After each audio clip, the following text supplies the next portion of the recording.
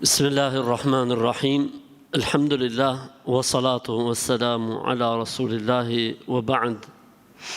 Me emrin e Allahut, të gjithë mëshirshmit, mëshiruesit, falenderojmë të madhin Zot Allahun xhalla xhelalu, mirësitë dhe bekimet e tij qofshin profetin sallallahu alaihi wasallam, si dhe mbi të gjithë ata besimtarë dhe ato besimtare që ndjekin dhe e pasojnë rrugën e tij deri në ditën e Kiametit. O Allah o Zot, në dhuro dijet dobishme, në mundëso vepra të mira, sa të jemi gjallë, o Allah, në furnizo me furnizim pastër dhe halal.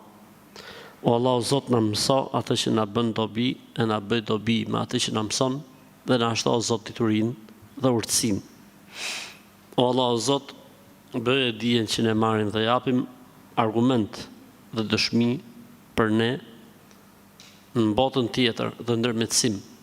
Atë ditë ku nuk bën dobi asgjë, përveç se kush vjen tek ti me zemër të shëndetshme, me zemër të pastër dhe me vepra të mira të pranuara.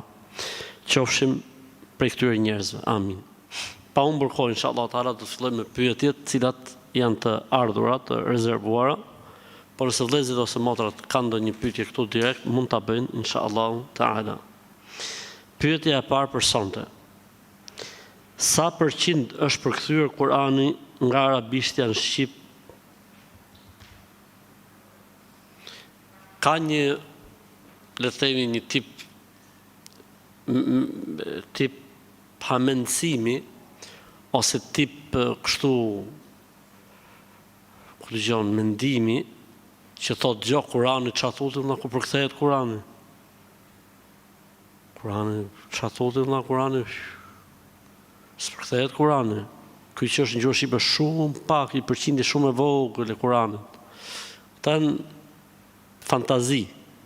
Kurani është një libër me 604 faqe që ka komentarin e vetë, tefsirin. Tefsir do thotë interpretimi dhe komentimi i Kuranit. Ky interpretim i Kuranit është përkthyer në gjuhën shqipe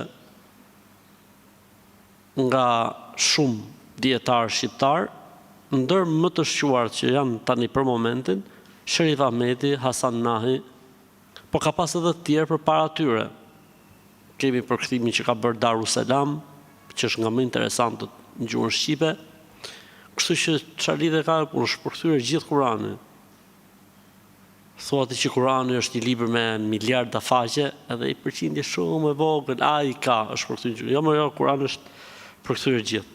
Po, është e vërtetë se nuk mund përkthehet direkt nga arabishtja në shqip, duke qenë se arabishtja është një gjuhë shumë e gjerë dhe kuptimet e Kuranit janë shumë, domethënë, të gjera, por, si më thënë,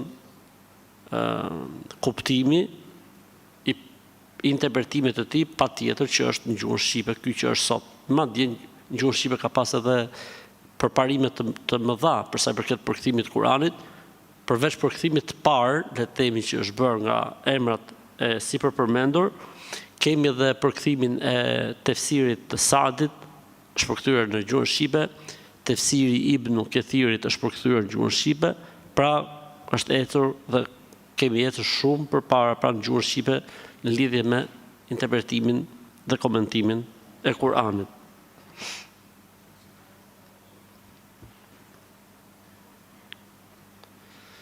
Punoj si postier i ushqimeve të një restoranti. Mirë po, pronari aty ku unë punoj nuk më lejon që të fal namazin e drekës. Për xhuma më lejon, ndërsa drekën thot fale mbasi të mbarojsh punën, pra në orën 2. A lejo që ta fal unë drekën gjatë kohës që jam duke shpërndar porosit? Pa e ditur ai që unë po fal drekën, jo. Përderisa ti e ke pranuar këtë kusht prej tij që drekën ta falësh në orën 2, edhe përderisa ai të lejon që ti të falësh xhuman, ja okay. Pra mund ta falësh drekën mas punës që i bie në orën 2, kështu që nuk ka asnjë lloj problemi. Për xhuman ai ti e pleje, kështu që je në rregull. Përderisa e ke pranuar kushtin, mbaroi historia. Po nuk është se ka ndonjë problem ky lloj kushti. Nuk është se ka ndonjë problem ky lloj kushti.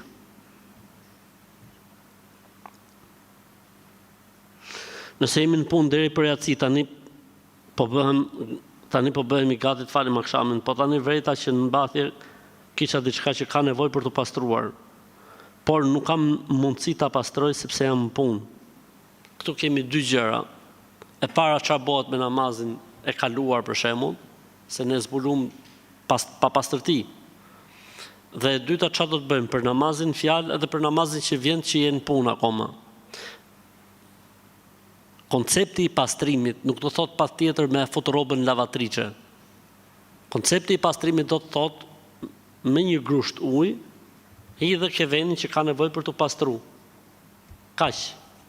Sigurohu që lënda ka ikur e papastërtisë edhe mbaroj historia. Pra koncepti i pastrimit rrobës nuk është ky që ne mendojmë ndonjëherë që duhet patjetër të futet lavatriçe, s'ka lidhje. Aty ku është vendi pa pastër, i hedhim një grusht ujë, e pastrojmë dhe mbaroj historia. E zejmë se edhe kjo nuk është e mundur se janë mundësitë dhe kushtet, për shembull le themi, atëherë njeriu në këtë rast e fal akshamin, sepse në aksham e ka kohën e kufizuar, ndërsa yatsin kur shkojnë në shtëpi, heq rrobën ose e pastron mirë, edhe koha është më e gjatë. Këtu në Itali kanë nxjerrë një rregullore për gratë me shami që rinovojnë dokumentat. Pra duhet të ekspozojnë komplet pjesën përpara, të mbulojnë vetëm flokët, si tip kapelje, ndërsa pjesa tjetër, poshtë gusës, shpatullat, gjitha duhet të jenë jashtë. Ne jemi të shqetësuar sepse bashkëshortja ime duhet ta bëj këtë për rinovim dokumentesh. Dhe kjo fotoja do të jetë fotoja e pasaportës, e kartës identitetit dhe e patentës e kështu me radhë. Çfarë duhet bëjmë? Nuk lejohet një gjë e tillë fetarisht. Me Islam nuk lejohet. Dhe unë nuk besoj që ti je rasti i parë në Itali që ke këtë problem, besoj që gjithë muslimanët kanë këtë problem. Kështu që duhet të mirë organizoheni, duhet ta hedhni në gjyq këtë gjën, duhet të ankoheni tek avokati i popullit edhe të arrini të drejtat tuaja. Merrni shembull se çfarë bëjnë murgeshat për shembull kur bëjnë pasaportat. Nuk i detyron kusht nxjerrin gjoksin as shpatullat. Kështu që ka zgjidhje kjo punë, hidheni në gjyq këtë lloj vendimi, edhe gjeni një zgjidhje. Kjo gjë nuk lejohet. Kjo gjë nuk lejohet. Zoti ju alecoft. Inshallah bëhen sebeb këto gjëra që të ktheheni në vendin tuaj e t'i leni ato vende.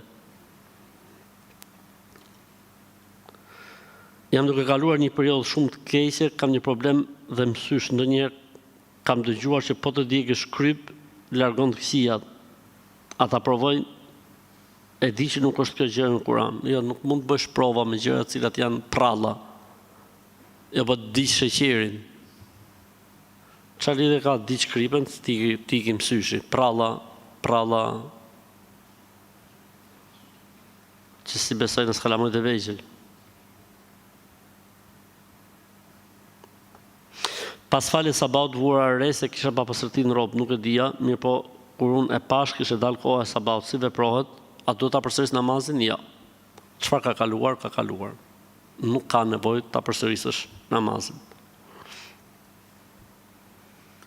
A lejohet fekondimi artificial duke marrë vezorën e femrës dhe fekonduar atë me një sperm që nuk është e bashkëshortit të saj të kurorës për arsye se bashkëshorti ka mungesë riprodhimi ose është steril? Cili është qëndrimi i dietarëve të Islamit për këtë çështje? Gjithë dietarët e Islamit kanë rënë dakord se kjo gjë nuk lejohet unanimisht në të gjitha shkollat, në të gjitha mendimet, në të gjitha mëdhëbet, sepse kjo është zina. Është zina, pa ka ligjin e zinas. Nëse dikush është i sprovuar nga Allahu se Zoti e ka krijuar të tillë steril, ose i ka bërë përpjekjet po nuk, atëherë kjo është një sprovë që njeriu duhet durojë. Thot Zoti në Kur'an: "Wala nabluwannakum bishay'in min wala nabluwannakum bishay'in wala nabluwannakum wala nabluwannakum bishay'in min amwalikum wa anfusikum." Nëse e rëndësishme, "Wala nabluwannakum bishay'in min an-naqsi ولنبلونكم بشيء من الخوف والجوع ونقص من الأموال والأنفس والثمرات." wa bashiris sabirin. Do të sprovojmë me diçka që ka të bëjë mungesën e pasurisë, mungesën e fëmijëve, mungesën e rrezikut dhe furnizimit. O Muhammed, përgëzoj ata që tregohen të durueshëm. Ata cilët kur ndodh në një sprovë apo fatkeqësi thonë të Allahut jemi, te Allahu do të kthehemi. Çdo njeri në këtë botë ka një model sprove që i përshtatet dijes dhe devotshmërisë tij. Nuk e lën Allahu njëri pas provë. Ka njerëz që këtu e kanë sprovën e tyre, ka të tjerë që kanë sprovën ke legu, ka të tjerë që kanë sprovën ke pushteti, ka të tjerë që kanë sprovën tek paraja, ka të tjerë që kanë sprovën familje, ka të tjerë që kanë sprovën tek fëmia, ka të tjerë që kanë sprovën tek komshiu, ka të tjerë që kanë sprovën tek femra, ka të tjerë që kanë sprovën e tjerë nga tek meshkujt, nga sprovat nga më të ndryshmet. Allahu sprovon gjithë secilin aty ku tregohet durimi i tij dhe besimi i tij. Se dikujt për shembull që nuk i bën përshtypje paraja, nuk e sprovon Allahu tek paraja, se nuk ndjen ai gjë për të. Po e sprovon Allahu tek pushteti. Ai aty është i gatshëm të mohojë gjithçka dhe të adhurojë edhe djallin që mos humbi pushtetin, për shembull. Dikush tjetër ka sprovën tek femra. Atë ta sprovosh me lek nuk i bën përshtypje. E sprovon me femrat, ka problem shumë të madh. Aty e sprovon Allahu. Tek sprova e tij, pra gjithë secili ka sprovën e vetë që Zoti ja ka dhënë. Dhe aty duket besimi i njeriu. Në këtë rast Zoti dikujt ja ka shkruar që është steril. Kjo është sprova jote në këtë botë. Duhet me bë durim. E Zoti më takon beson në një formë tjetër që e din Allahu xhella xhelaluhu. Kështu që njeriu duhet mësohet që në momente dhe situata të caktuara t'i dorëzohet caktimit të Allahut. Thash, kjo në Islam, kjo gjë ka gjykimin e zinas, madje edhe më keq akoma sepse bëhet me dije dhe me koshiencë dhe me dakordësi edhe nga burri. Po kështu edhe e kundërta nuk lejohet. Nëse femra ka problem, nuk lejohet për shembull që të marrë vezoren e një femre tjetër. Ose një vezore tjetër të fekondohet në laborator, pastaj të vihet tek mitra e kësaj, nuk lejohet përderisa nuk është e saja. Për këtë arsye kur kanë folur, le të themi, dietarët në takimet e tyre botërore që flasin për, le të themi, risitë që sjell shkenca dhe jeta për këto lloj tematikash, kushtin kryesor e kanë të jetë fekondimi në kuror, pra brenda kurorës dhe jo me gjëra që janë jashtë kurorës, sepse kjo pastaj bie ndesh me një nga synimet e shariatit, që është ruajtja e pemës gjenealogjike të pastër. Është një nga arsyet ose, si më thënë, objektivat, qëllimet, synimet e shariatit. Pema gjenealogjike e njeriut të ruhet e pastër. Për këtë arsye Zoti ka ndaluar adulterin, zinan në Islam. Thonë se nëse i vendos fëmijëve diçka sermi në trup, varse ose bizulik, nuk i kap syri i keq. Larg budallëve, s'ka lidhje fare kjo me fenë e Zotit.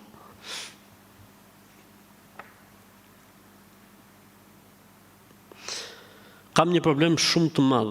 Mama ime shkon te këto fallxhorët që gjoja gjejnë dhe bëjnë mirë, dhe ato i shkruajnë. Gjithmonë i them që mos shkoj, se kjo është ndaluar, mirë pa e shkon fshehur azimeje. Jo vetëm kaq, për njëra nga këto vallxhorët i ka thënë se nusja e dajës ju ka bërë magji me urgjenazje. Tani më thotë unë do shkoj të bëj magji nusës dajës me çfarë më na ka bërë neve.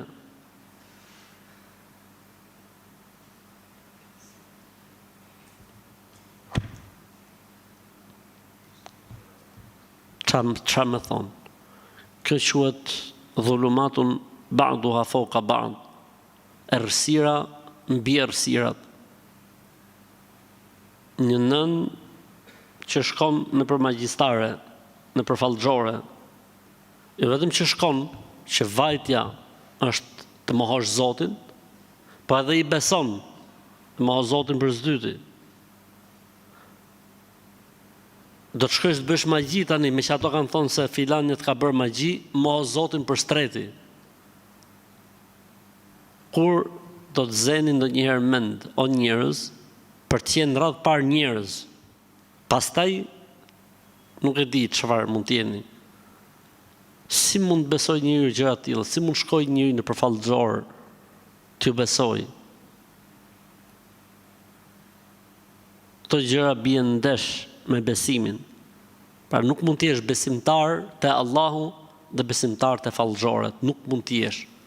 O do të jesh besimtar në Zot, o besimtar në fallxore. Të dyja nuk shkojnë.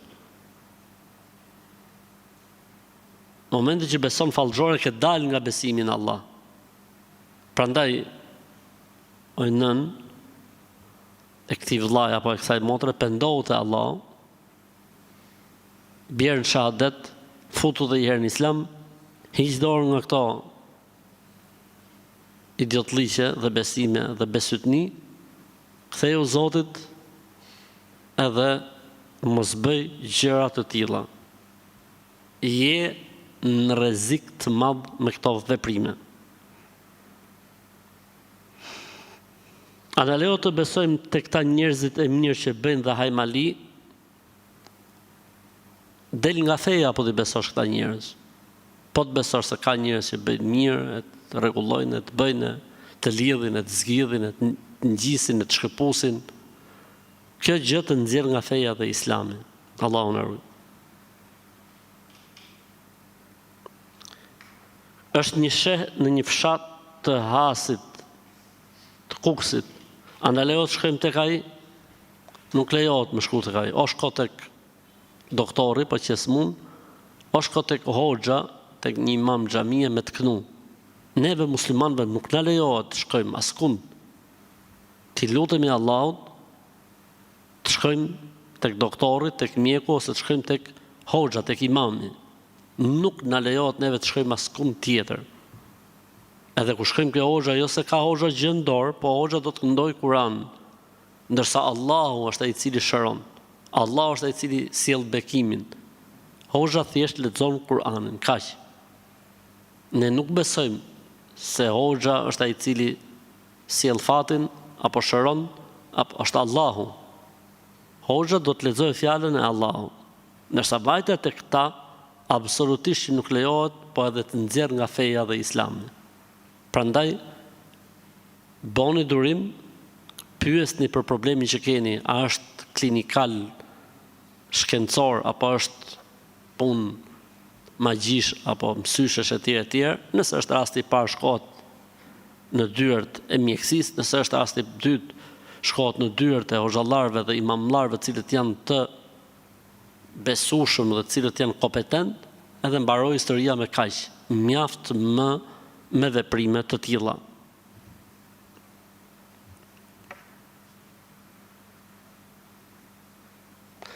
Sa është koha që mund ta shtyjmë namazin pa e falur? A mund t'i bashkojmë dy namaze për një herë? Jo. Ti namazin mund ta falësh nga fillimi i kohës deri në fund. Po jo ta shtysh për jashtë kohës që ta bashkosh me një namaz tjetër, nuk lejohet, përveç se nëse je udhëtar ose përveç se nëse je i smur, ka tolerancë, apo nëse në xhami bashkohen për shkak të shiut, borës apo breshrit apo ftohtit e kështu me radhë. Ose vetëm nëse bashkohen në kuptimin figurativ. Njërin e fal në fund të kohës dhe tjetrin e fal në fillim të kohës. Po kjo nuk është e mirë që të bëhet rrugë. Mund të ndodhi ndonjëherë, po jo të bëhet rrugë. Jam një motër muslimane nga Durrësi, doja të di a mundem të adhuroj veshkën një familjari. Lejohet në Islam që të dhurohet një organ i cili nuk është jetësor ose riprodhues. I cili nuk është jetësor ose riprodhues për ndonjërin nga njerëzit e familjes, po edhe të tjerët.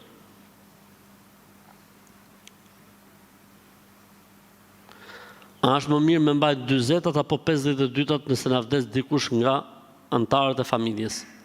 As 40, as 52, as 35, as 63.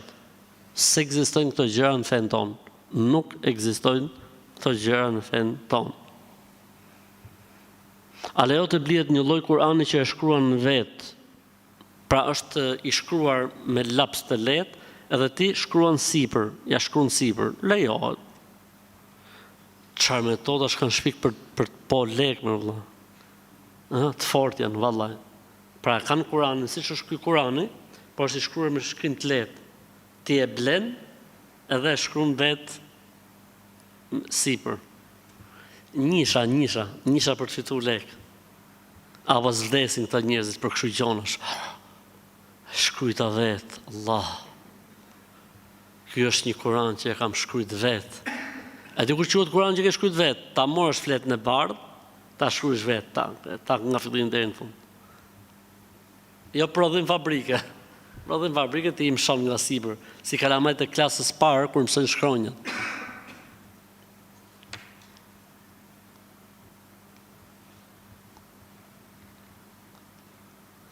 Kunata që sa vite mbije në qafë, vazhdimisht, tanis po mujt ta duroj. Ajo flet fjalë që nuk i duron dot njëri. Çfarë të bëj? Buzjeshi kunatës, të kam lënë Zotin me qeshme. Të kam lënë Zotin, edhe qesh. Kunata për 3 muaj e gjysmë me kancer në fyt. E i Zotin, mo. Ja, i pyeti tjetër prapë me kunatën. Kunata ime thotë sa herë që vi nga gurbeti, qelsin e shtëpisë e lidh me një toje të zezë. Çfarë do thotë toje? Fije. Me një toje të zezë. Dhe qelsin e garazhës me toje të bardhë. Dhe të dyja i lidh bashkë me nyje. A mos më ka bërë magji? Jo, më nuk ka bërë magji, jo, mos u streso kot. Thjesht e bardha e garazhit, e zeza e shtëpisë, që mos të humbin i ka lidh. Që e ka kunat e zgjut, mashallah, Zotit ta rujt.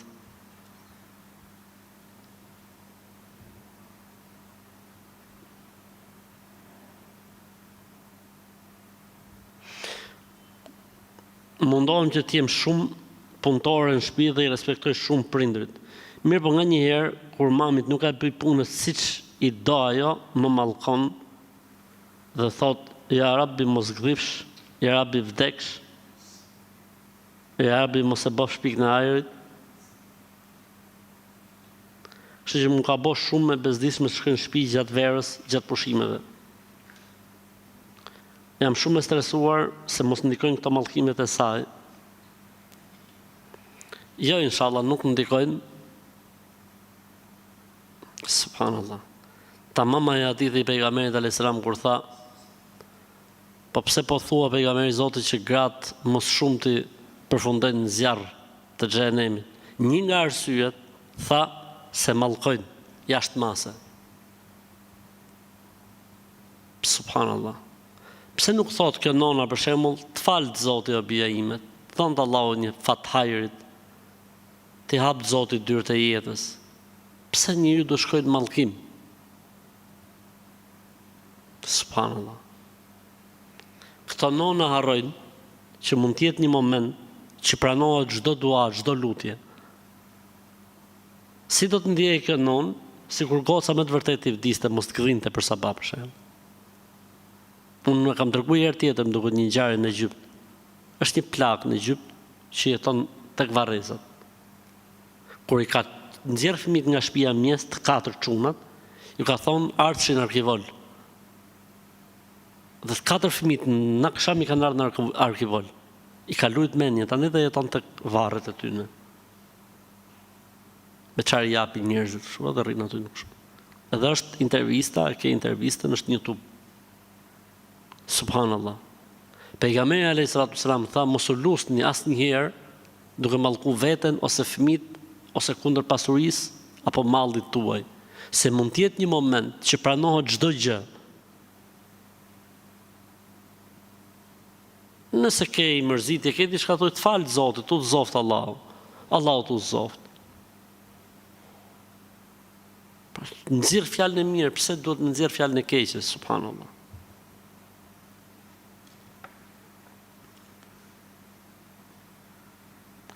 Kam një problem me gursit, me gur, me sa duket. Po brek. po brek i thonë veshkave, pra ka gurë në veshka. Kanë thonë se duhet me pi birë, pa alkohol, që të nxjerrë gurin.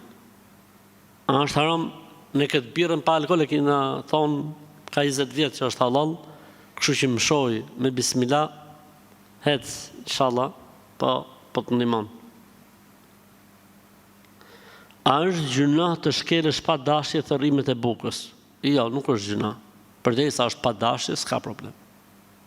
Mirë është që thërrimet e bukës të mblidhen, pastrohen, të jepen zojgjve, të jepen pulave, të jepen atyne që i hajnë, po nëse nuk ka jenë pallat apo jenë qytet, atëherë mund t'i hedhësh në koshin e plerave, nuk ka asë dhe problemi. Duam të bëjmë nikahun, por familjet tona janë kundër, nuk pranojnë që të vinë xhami. Duam thjesht të bëjmë fejesën tradicionale siç e bëjnë të gjithë në shtëpiat tona. Si të veprojmë në këtë rast, sepse ne duam të jetojmë bashkë në Gjermani. Pa e bot fejesën, pa u ndrunë gjonat, pa erdhën njerëzit, shkuën njerëzit, nikah është ajo punë, kështu që stresit zero, mos e vritni fort mendjen. Mund të vini ju pastaj te hoxha, masi të keni bë këto punë, të keni bë celebrimin, edhe po nuk erdhi familja, mund t'u bëjë hoxha nikahun, nuk ka asnjë lloj problemi. Në këto raste ka mbaruar historia, pra përderisa e mbo familjet e dhuratat e gjitha, përderisa kanë mbaruar, është okay çdo gjë. Me e bën një nikah pastaj nuk ka problem. Kështu, edhe pse s'vin familjet, jeni okay. Nëse dikush thot e adhuroj diçka ose adhuroj këtë gjë, a mund të bëhet qafir ky njeri? S'ka lidhje, sepse në gjuhën shqipe e adhuroj vjen edhe me kuptimin admiroj. Nuk është në kuptimin që po besoj se ky është Zot. E adhuroj filan gjë me kuptimin e admiroj, pra vjen në gjuhën shqipe edhe me këtë kuptim. Është njësoj si kur thush, nuk lejohet në gjuhën shqipe thush faleminderit. Po pse? Se i duket si ju faleminderit, i falem nderit, pa çfarë lidhje ka. S'lejohet me thonë ke kryqëzimi. Pse? Se është kryqi. Kryqëzim. Kështu që s'ka lidhje. Nuk ka lidhje. Në qoftë se ai e ka me kuptimin e adhurimit si Zot asaj gjës, është muhabet tjetër. Nëse e ka pra kuptimin ai simpatizoj, admiroj, pëlqej, e përdorin shumë. Nuk vjen asnjëherë me këtë kuptimin e adhurimit siç përdoret në ibadet. Jo gjithmonë vjen me kuptimin e ibadetit. Siç thon arab, tariqun ma'bud, rrugë e shkelur, ama po ta përkthesh fjalë për fjalë, rrugë e adhuruar. Po pse adhurohet? Ja, nuk kanë për qëllim që është adhuruar, me kuptimin është e shkelur, e përulur. Kështu që s'ka lidhje. Stresi zero.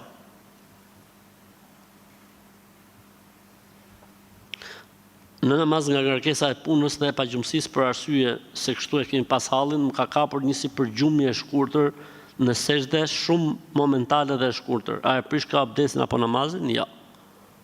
Nuk e prish. A mundesh me më dhënë një përgjigje nëse e vllajt më këndon në shtëpi sa herë shkoj te prindrit? Po varet se çfarë këndon. Mund të kënoj ilahi, mund të kënoj këngë shqipnis mesme, mund të kënoj Kur'an, varet se çfarë këndon. Unë se di se çfarë këndon nëse e vllajt tat. Po pyetoj nëse çfarë të kënon. Veja inqizim, pritje, tak, inqizoje çfarë është duke kënu.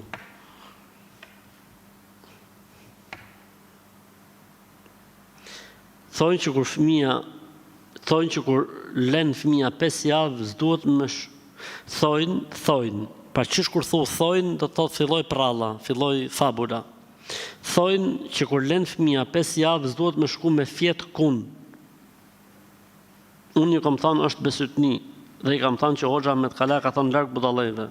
E ju kam thonë sakt fare ka thonë, larg budallëve, në rregull je.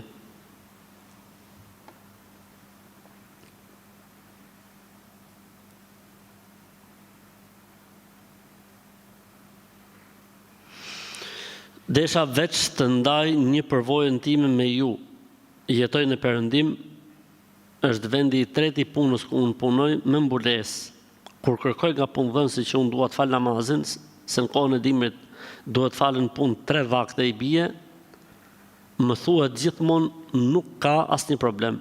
Vetëm na informo për oraret. Dhe firma ku unë punoj tani është një firmë shumë e madhe dhe e njohur në Zvicër. Dhe pronarët e kësaj firme nuk janë musliman, mirë po vlerësojnë punën dhe nuk i pengon as falja dhe as shamia ime. Jam shumë krenare për besimin tim si muslimane dhe për mbulesën time. Mashallah. Pra njerëzit e kulturuar, njerëzit qytetëruar nuk kanë probleme pse një femër është e mbuluar nëse e bën punën, pse një femër falet kur ajo bën punën. Kurse këto trashëgimtarët e komunistave kanë problem. Pra më problem bëjnë këto trashëgimtarët e komunistave, pse falet femra apo pse ka shami, ndërkohë që bota perëndimore, njerëzit që kanë kulturë dhe edukat, as që duan me ditë se çfarë veshje ke apo pse falesh. Jam nga Maqedonia dhe enët gjithë i mbulojmë, ose ndonjë ushqim e mbulojmë, sepse kemi dëgjuar që ka një hadith për enët që duhet mbulohen. Por sa është e vërtet nuk e dim, mos jemi bërë me fiksime. Në nëstimin nuk guxon me lënë enët me ndonjë ushqim pa mbuluar. Sakt, e drejtë është që natën, pra kur mbarojnë njerëzit të ngrënë e tjerë, enët të mbulohen. Madje ka hadith që thotë në një natë të vitit zbret sëmundje nga qielli. Prandaj dhe mbajnë enët e mbuluara. E kush nuk gjen me çfarë ta mbuloj enën e tij, le ta mbuloj qoftë edhe me një shkop. Pra ja vën sipër enës, ose i lug sipër, ose diçka nëse s'ka, për shembull ka pak, me bismillah. Me bismillah e mbulon. Ishte boj pyetje javën e kaluar, po ajo pyetja thoshte kur është duke zi. Kur është duke zi, thoshte ajo, është muhabet tjetër, kurse kjo po, për këtë ka hadith. Sapo kam lindur dhe jam lehon, më kanë thënë që s'duhet lyhesh 40 ditë dhe nuk duhet ta puthësh fëmin. Po si nuk i la të herë këto muhabete pash Zotin e madh. Si nuk u lodhet njëherë me këto muhabete. Si nuk u lodhet, se robi lodhet më vëlla. Nëse s'po lodhet mund të i ngju. Ja, nuk ekzistojnë këto gjëra, janë budalliqe me ok. Kam dëgjuar që sipas fesë islame është keq të qepësh me xhilpër rroba mbas kohës i kindis, ose kur qep rroba me xhilpër natën ndërin dhe shejtani dhe bëhet magji. Kjo është kur qep, futet dhe shejtani aty edhe kthehet magji. Pasha Zotin, elhamdulillah që s'ka kush i arreston. Elhamdulillah. Falenderoni Zotin se të kisha unë gjonë dorë gjithë dhe mburgë kisha fut vallaj bilaj, për Zotin. Nga i gjenë më këto gjonë më burë dhe la. Sa janë shtu më burë.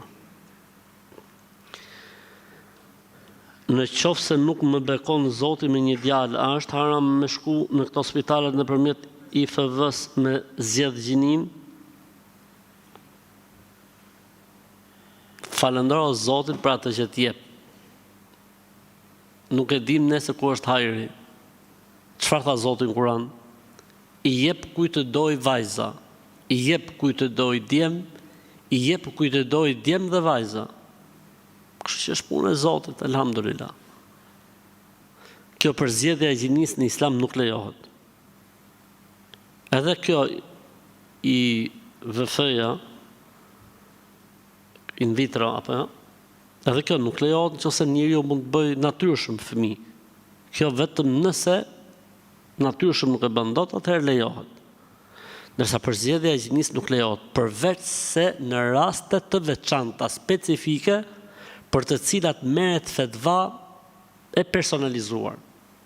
Kurse kështu si gjykimi i përgjithshëm jo.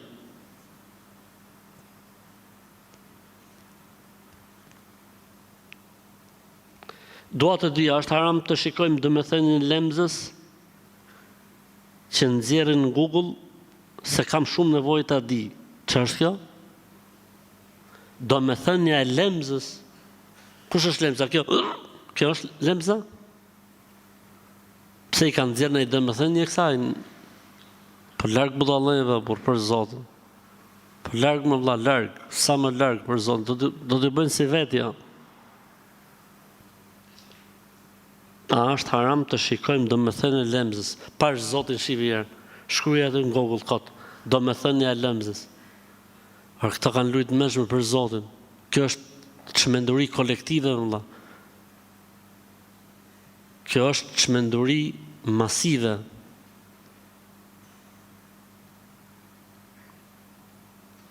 Ka më veçi?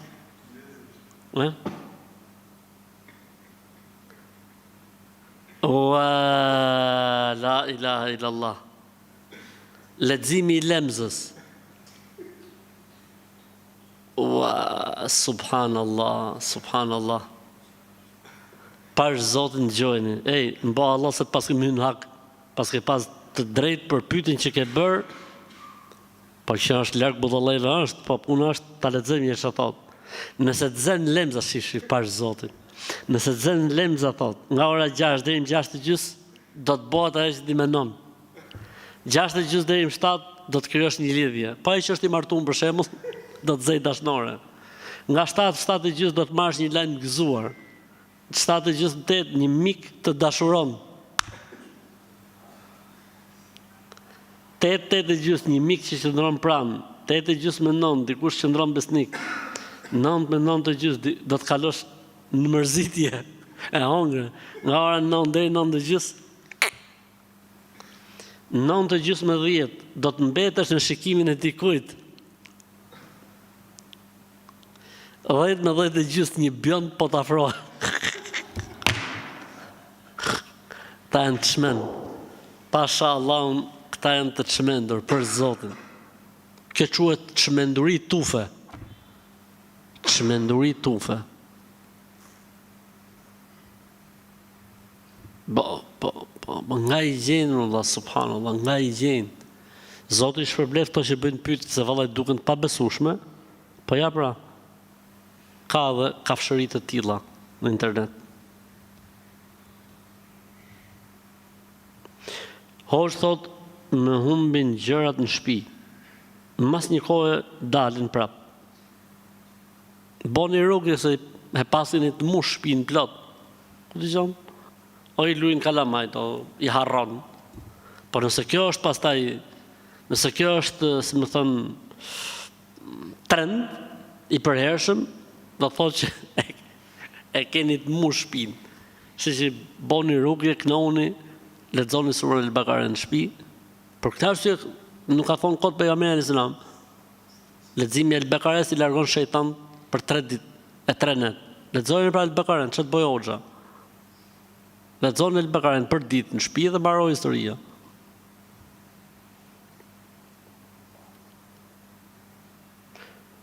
Një person që lan xhenaze sepse kërkojmë nuk po gjejmë. Qëllimisht e kam sjell këtë pyetje me tregu që nuk ka në Islam persona të veçantë që lajnë xhenazën. Xhenazën mund ta lajë çdo njeri. Çdo njeri mund ta lajë xhenazën. Siç lahet I gjalli, lahet I vdekuri. E rëndësishme ka sa dush, përgjithësi këto shërbimet funerale që I kanë sidomos vllaznia jon, kanë njerëz që merren me larjen e xhenazeve. Siç e ka për shembull agjencia funerale e Perlës këtu, mas xhamis, pa edhe agjencia funerale që ka KMSH-ja, pa edhe agjencia funerale që ka I Hoxha Shukriu.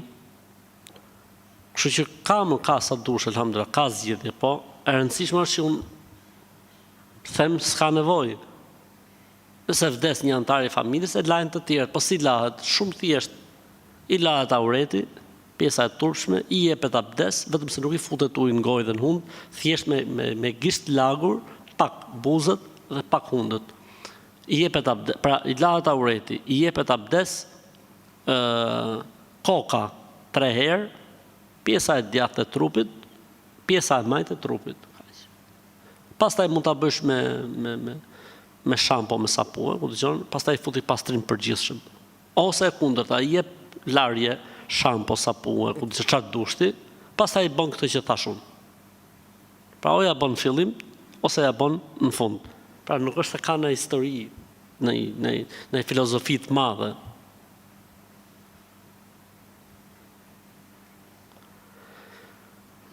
A mund ta di pse ka 4 minare xhamia? Se dikush ta është kushtuar profetit Muhammed dhe Bubekrit, Omerit dhe Bilalit. Aman, pash Zotin, që muhabetesh.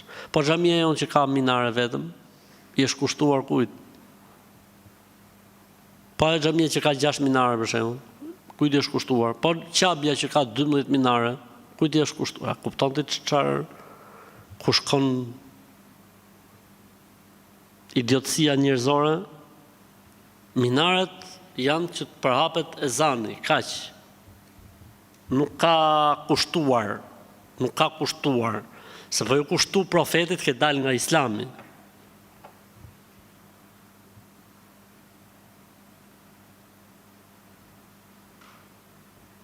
Në një faqe,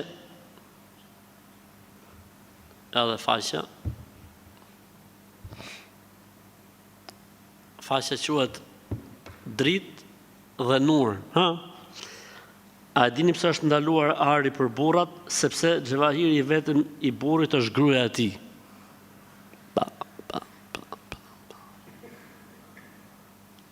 Kishe thonë për shembull se xhevahiri i vetëm i burrit është nëna e tij, pa më të thoshëm se po vlerëson nënën. Ka folur metaforikisht për rëndësinë e nënës. Se ky e pasakap me gruan. Larg aty në miqve tonë. A është e vërtet që ekziston namazi i duhas dhe është 30 minuta pas namazit sabahut deri 30 minuta para namazit drekës? Po, është e vërtet që ekziston namazi i duhas, është nga 2 rekat deri në 8 rekat dhe fillon gjysore mas lindjes diellit deri 5 minuta para ezanit drekës. Jo gjysore, po 5.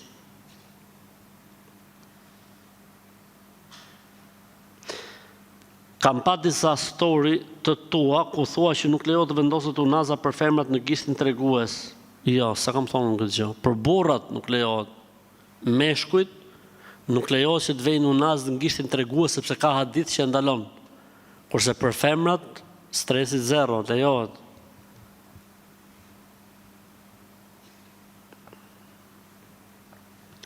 Një natë unë ngritë të falë namazin sabahut dhe kur mora sejaden në dorë u ndes dhe televizori.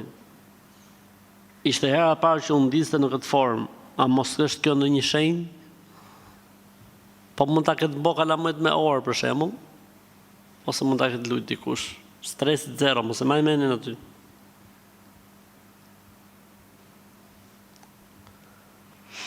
Me që jemi në muajin e Ashures, a mund të bëjmë Ashure? Sepse kam 2-3 vjet pa bo Ashure. Po, sa të mbaroj? Dhe sa do muaj mbaroj? Sa Muharrem jemi sot? Muharrem? 21? 22. Pritë edhe ja javë, edhe më shoj pastaj në Ashure, me që pasë 2-3 vjet pa bo, me bismillah, derdhun Ashure, derdhun. A lejohet që të fejohesh në moshën 20 vjeçare? Është mosha më e bukur për të shiju jetën. Po, lejohet, nuk ka se për nëse i ke kushtet, nëse i ke mundësit, absolutisht që lejohet.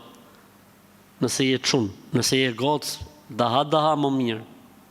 Pra edhe më mirë akoma. Ku ka më mirë se me fillu jetën edhe mjaltin në moshën 20 vjeçare, halalikun, me halal, bismillah me halal, 20 vjeç. Kështu që stresi zero, mos një gjo budallejt. Ja po shio jetën, ja po heret, larg budallejle. Nëse i ke kushtet, nëse i ke mundësin, bismillah. Nëse i ke kushtet, nëse i ke mundësin, mshoj.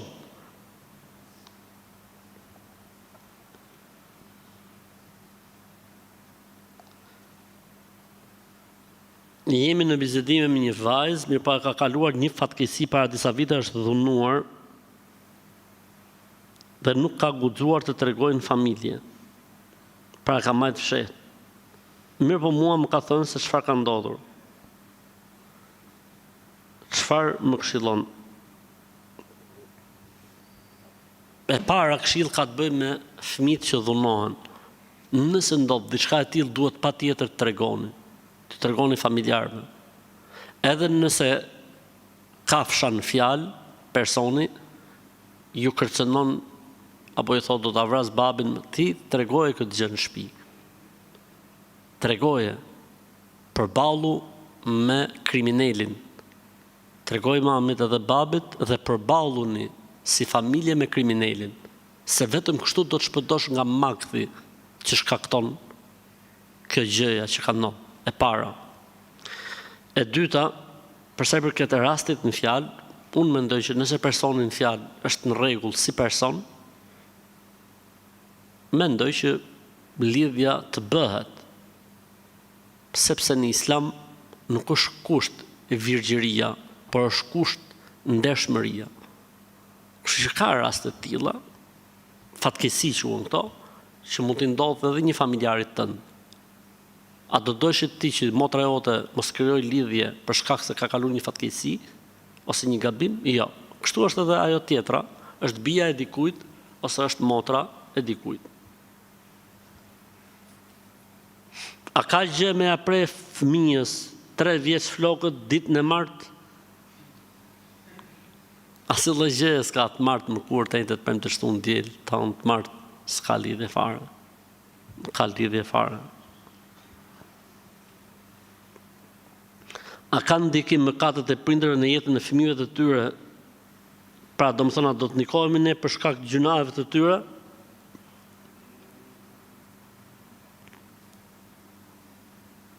S'ka lidhje, nuk ka lidhje fare. Ka lidhje fare.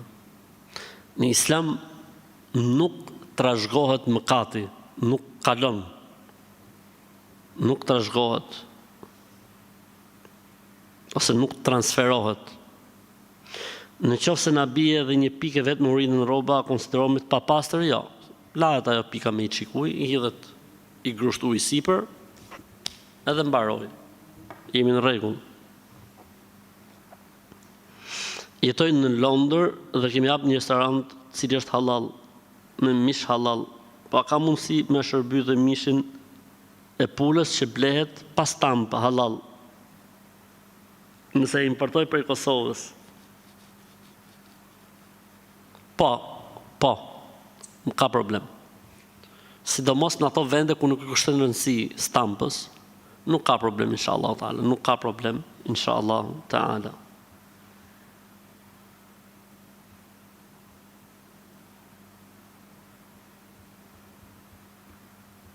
Nëse kanë e pyetje nga vëllezërit këtu, s'ka problem. Jemi në kohë.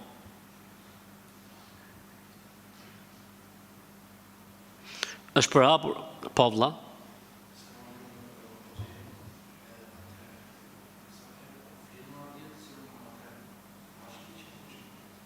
Edhe herë, a?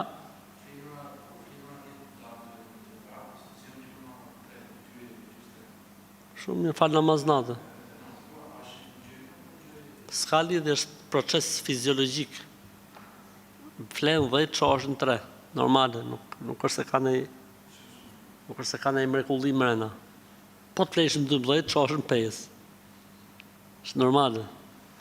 Është për hapur shumë një video në internet. Aman, shifi çikte se njerëzit me këto muhabete merren.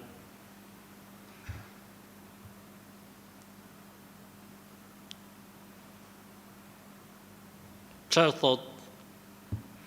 Gjindi duke thirrë surën Yasin në një xhami në Turqi, e për është atë që kur i futën ato zhduket, pushon.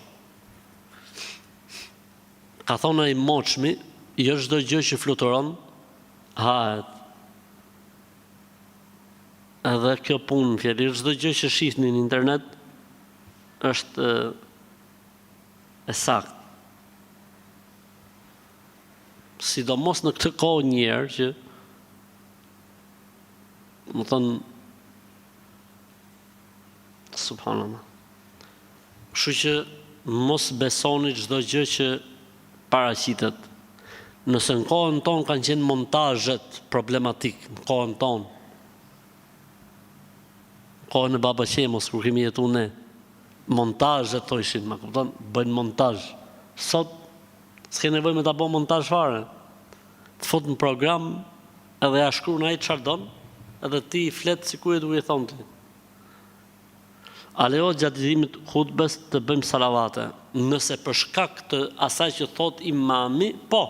Ama jo ti Allahumma salli ala Muhammed. Ai të folti Allahumma salli ala Muhammed, të bëj dhikr. Jo, s'lejohet. Ama nëse për shkak se imami tha, i dërguari i Allahut sallallahu, edhe ti thu sallallahu alaihi wasallam, lejohet. Po të bësh ti salavat në vete në kohën e hutbes.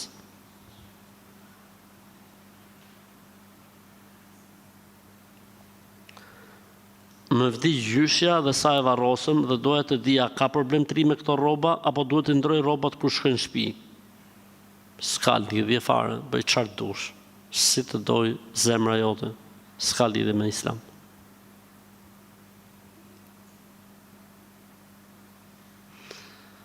A ban me avdes jashtë me dal e shplume e më u kthi në shtëpi, më u fal a prish abdes, jo nuk prishet abdesin. Pse femra është e zbuluar, nuk i prishet abdesi kur del jashtë, s'ka lidhje me abdesin. Nuk ka lidhje me abdesin.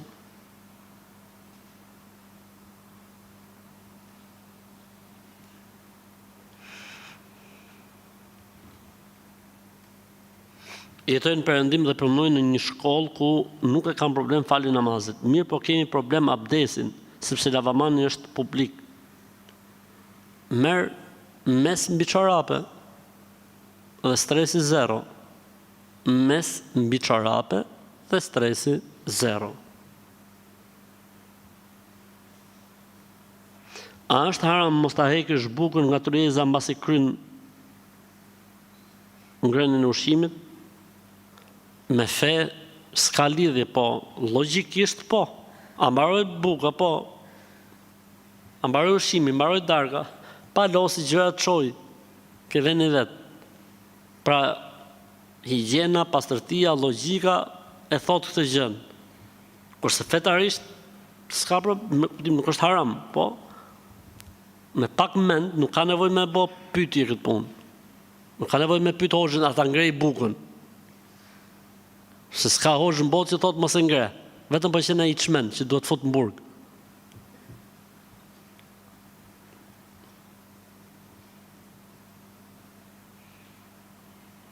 Nëna ime më ka ndruar jetë për 30 vitesh dhe unë akoma i kam teshat e saj.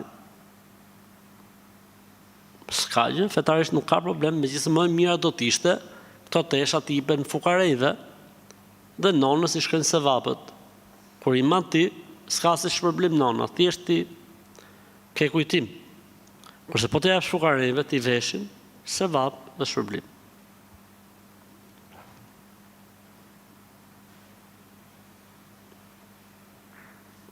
Njerëzit që i kanë dhëmbët e vëna, a kanë hyrë gjunaf o hoxh? Jo, më mirë e kanë bërë, shumë mirë e kanë bërë. Trin pa dhëmbë.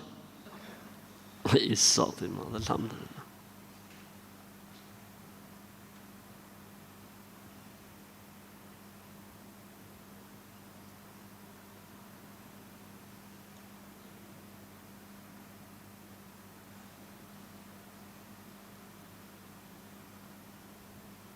Unë falem si duhet, më thojnë jo falu zgjate më shumë se nuk zinhet. Nuk quhet, nuk zinhet, nuk pranohet. Nëse njëri falet tamam, pra kënon el Fatihan, kënon një sure, bjerë në ruku 3 herë, në sejdë 3 herë, në rregull është. S'ka lidhje.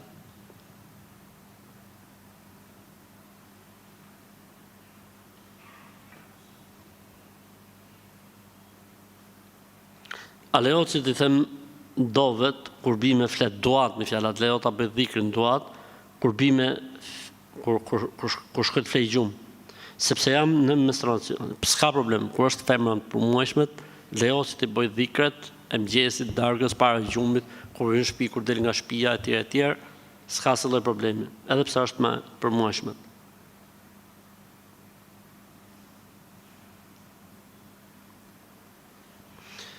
Kam një hall, Allahu ta letësoft.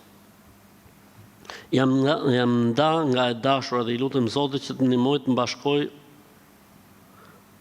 ose i lutem që të ndihmoj të harroj. A pranon këto dy lutje? Tani ndaje. O lutju që të bashkoj, o lutju që të harrojsh. Jo të dyja njëkohësisht. Ndajo. O lutju Zotit të bashkoj, o lutju Zotit të harrojsh. Jo të dyja njëkohësisht. I ditë kështu.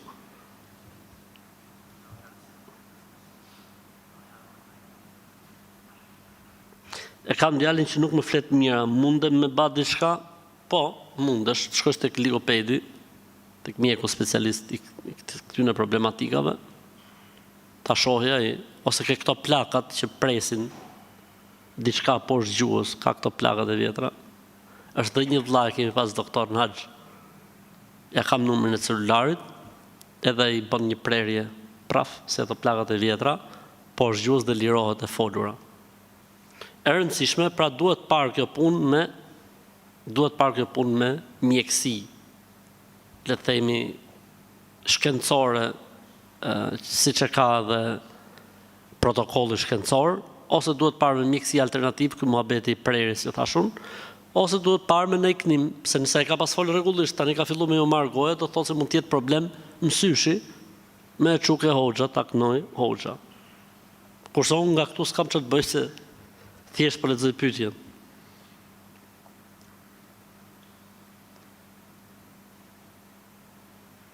Në vende të ndryshme të shtëpisë, brenda shtëpisë time kam gjetur vezë të shpërndara të prishura. Kjo historia e vezëve është bërë, domethënë pyetja më e madhe që po m'bëhet në këto kohë është pyetja e vezëve nëpër shtëpia, nëpër makina, nëpër gjitha ne, subhanallahu. Kjo është ndonjë lloj magjie, përveç se nëse është në një kafshë që e sill, po si e sill ka kafsha, ka shpinë K20 për shembull, në raft të rrobave. Pash një fotografi që më kishte sjell një dite, mrena makinës, në motor. S'është më kafshë, është muhabet tjetër, tani kanë hyrë xhint në lojë. Kanë hyrë krijesat e padukshme në lojë. E rëndësishme, 1, s'duhet me marrë me stres, pa frikë. 2, merret, hidhet në një enë të kënduar me ujë, apo me përzierë me kripe me uthull, po edhe pospate. Me ujë të kënum, leje aty, pastaj derdhe ujin, kurse këtë edhe mund ta hedhësh, ose mund ta djegësh që ta largosh vezvesin. Çfarë mendimi keni ju hoxh për burrat që janë shumë xheloz? Me i majt me hatër, ju po qefin me i knaq më shumë. Me i këshillu. Tani xhelozia deri diku e ka lezetin e vet. Po u tepru pastaj bëhet ferr, bëhet problem shumë i madh. Do është si puna e kripës. Ka lezet sa është me karar. Po u shtu pastaj duhet me hedh gjellën se bëhet zehër. Kështu edhe xhelozia në jetën bashkëtorë. Ka të lezetin e vet, domethënë kur është në normalitet. Pastaj po kaloj doza, pastaj është skandal i madh. Domethënë mund të çoj probleme të mëdha. E rëndësishme, më mundu me qetësu, me këshillu. Jam një vajzë 25 vjeçare dhe të këmbët ndalin disa pulla të zeza sikur të jem vrarë, por faktikisht nuk jam vrarë askund. I kam bërë gjithë analizat dhe më kanë dalë mirë. A mund të jetë kjo ndonjë shenjë mësyshi apo magjie? Mund të jetë. Pra nëse kjo gjëja nuk ka përgjigje shkencore, klinikale, mund të jetë punë mësyshi ose magjie ose punë xhindësh.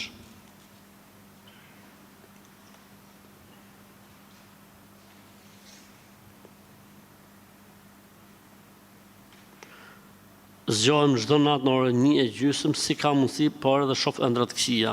E para, duhet me bë dhikrin para ato lutjet duat para gjumit. E dyta, po të thush para gjumit 100 herë, la ilaha illa Allahu wahdahu la sharika lah, lahul mulku wa lahul hamdu wa huwa ala kulli shay'in qadir. 100 herë para gjumit, me shpresë Zotit nuk ka për të përsëritur kurrë.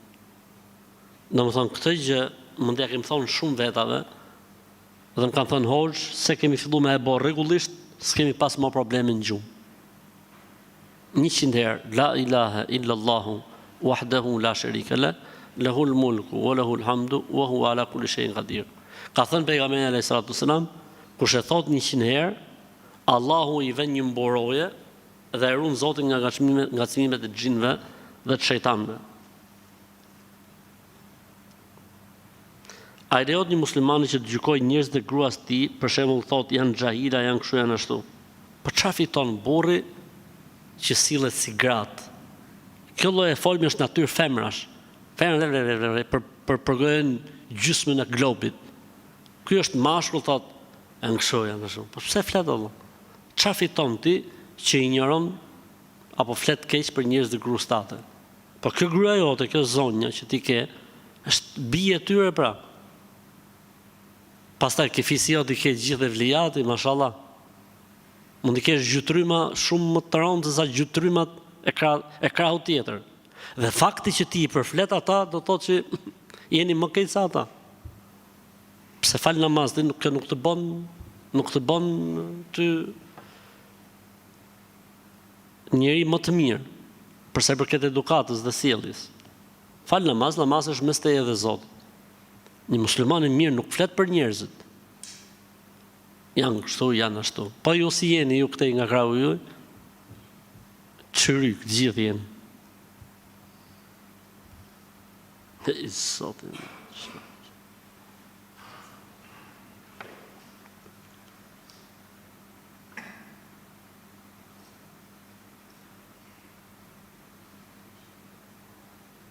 Unë dhe fëmijët falemi, po burri nuk falet. Po ka dhe probleme me alkoolin. Hajë, inshallah. Tani më mundu me e këshillu, me i fol. Inshallah boni se bep ju që a i të udhëzohet. Avash. E kam vu natën fëmin në gjumë, dhe kur jam ngrit, a i ishte i bom synet.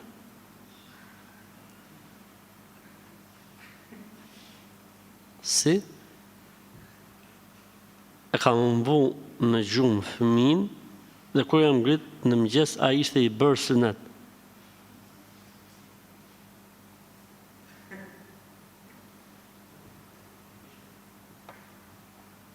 Po t'ishte diçka që e incizume, për shembull,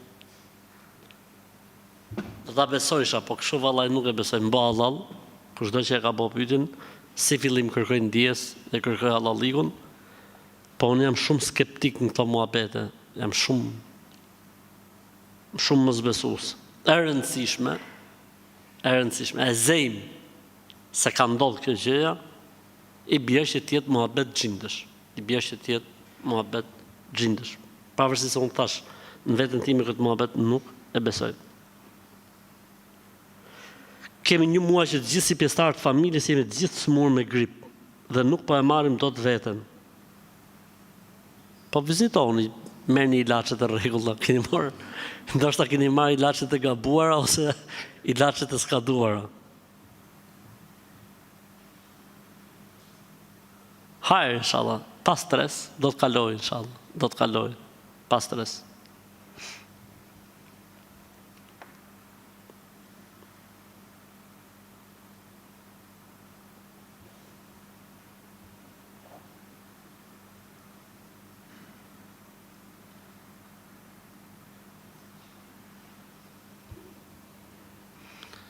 Ka ndonjë lutje speciale për fejes apo për martesë? Kështu fiks fare që tush lutja e fejesës ose lutja e martesës nuk ka, por për shembull është lutja e Zekarias alayhis salam që preferohet, Rabbi la tadharni fardan wa anta khairul warithin. O Zot, mos më lër fillikat e vetëm, ti je trashëguesi më i mirë. Këtë, si më thënë, e kanë pëlqyer dhe e kanë thënë, apo në një lutje tjetër të ngjashme. Dikush thot lutja e Musës alayhis salam, Rabbi inni lima enzelte ileje min khairin faqir, o Zot, kam nevojë për çdo gjë që të më japësh ti. Pavarësisht se nuk ka transmetim që bëhet, po e kanë përmend. Nëse në ndodh një jetë një afërm, a lejo ta fusim në të njëjtin varr të një tjetri, të afërmit ton. Nëse ka kaluar një kohë gjatë, lejohet, nuk ka asnjë problemi.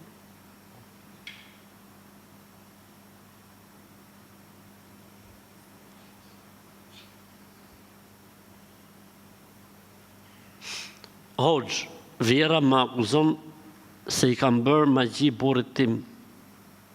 Nuk di se çfarë të bëj me të. Po lërë më thotë çfarë doj, me burrin ai në rregull. Burri është i qetë. Vjerës thoi mirë ja kom bë, plas. Kështu thoi Vjerës. Mirë ja kom bë, thoi plaç. Do të bëj edhe ty, thoi po rri mirë. Rri urtë se ta bona.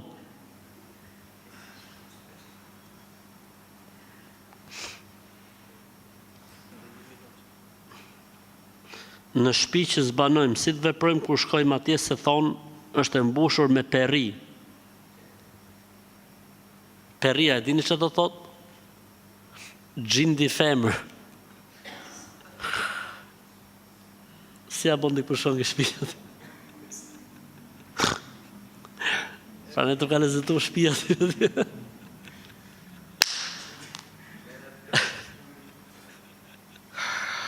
Ta e budalliqe, s'ka lidhje. Kur ti e mbyll shtëpinë me bismillah, edhe dritarët me bismillah, s'ka gjin e perrije drejt që shejton që afrohen, kështu që stresi zero.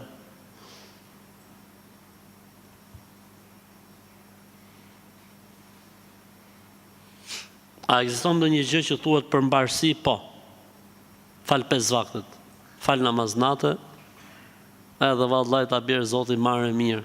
Fal sabahun me xhamat në xhami, mos flej mas sabahut po dil vrapo, kërko rrezikun furnizimin, flej me njëherë mas faljes jacis, e vallaj ta bëj Zoti marrë mirë.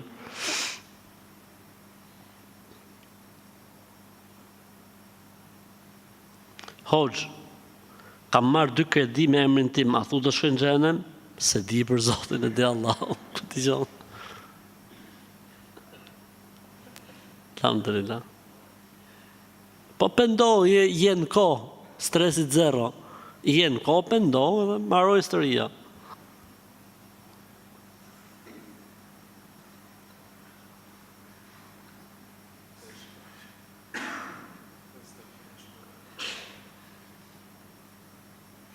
A kam gjyna se nuk i plotësoj burrit disa dëshira në intimitet?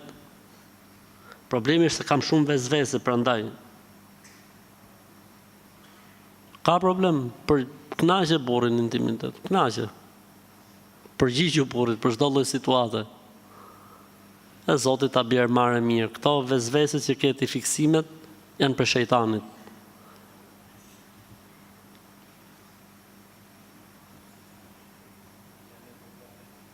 Ka vajt koha? Ka vajt, ha? Okej. A në lejohet neve muslimanë shkojmë në kisha apo në përteqje të ndezim qirin? Absolutisht jo. Ne edhe në shtëpi nuk na lejohet me inez vetëm se kur s'kemi drita ose për romancë në jetën bashkëtorë. Jo më në për vendet e tjera që s'na lejohet. Edhe në xhami nuk lejohet me nez qiri. E jo më në kisha në përteqje etj etj. As në xhami nuk lejohet. Apo s'pa drita lejohet në xhami? Edhe në shtëpi lejohet, pas pa drita ose ke dhoma gjunit për romancë, atje me nusën lejohet. Për ndryshe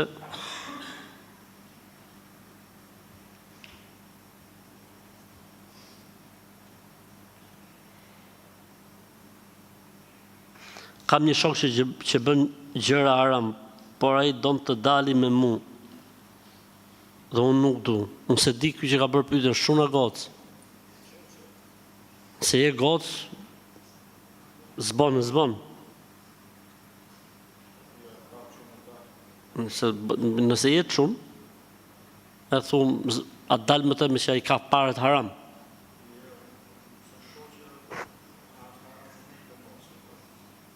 Është gocë kjo që pyet. Thotë ky Habibi, personi që pyet thotë është gocë. Hajde ta lexojmë sikur është gocë. Kam një shok. Po s'lejohet goca me pas shok. Po. Që ka çun. Hajde ta lexojmë sikur është çun. Kam një shok që bën gjëra haram, por ai don të dali me mua. Gocë. E rëndësishme. Pyetje e vështirë, pa ditë gjinin e pyetësit. Në hajër, inshallah.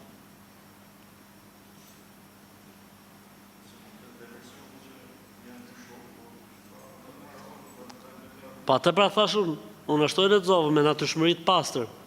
Tash një person pyet, kam një shok që bën haram, a lejohet me dalë me të me kuptimin nga që i ka parë të haram do të paguaj drekën, darkën e kafet. Atëherë themi, nëse pasuria e tij është e përzier, halal haram lejohet. Ama nëse është e gjitha haram, nga aja deri tek zhëja, s'bën. Po nëse nuk e di, s'ka problem. Ta mbyllim me pyetjen e fundit.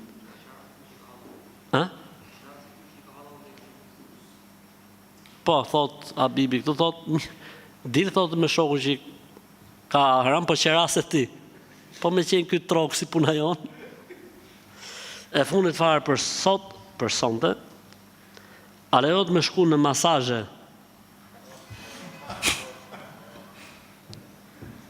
Nëse është e nevojshme, për arsye shëndetësore, dhe nuk zbulohet aureti ty, dhe është e njëjta gjini, është që bën masazhin, s'ka problem fetarisht. Pra 3 kushte. Tjetë nevojë, 1. Nuk zbulohet aureti ty, dhe personi që e bën masazhin tjetë e njëjta gjini. 3. Me këto 3 bëhet halal. Allahu ta lehtësoftë.